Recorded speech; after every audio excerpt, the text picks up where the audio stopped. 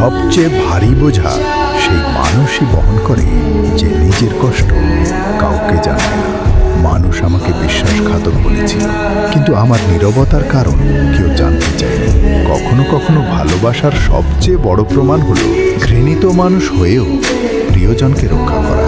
আমি হাসতে ভুলে গিয়েছিলাম, কারণ দায়িত্ব আমার সব অনুভূতি কেড়ে নিয়েছিল। যেই ত্যাগের গল্প কেউ জানে না, সেই ত্যাগই সবচেয়ে বেশি কষ্ট দেয়। আমি হারিনি, শুধু নিজের সুখটাকে অন্যদের জন্য ছেড়ে দিয়েছি।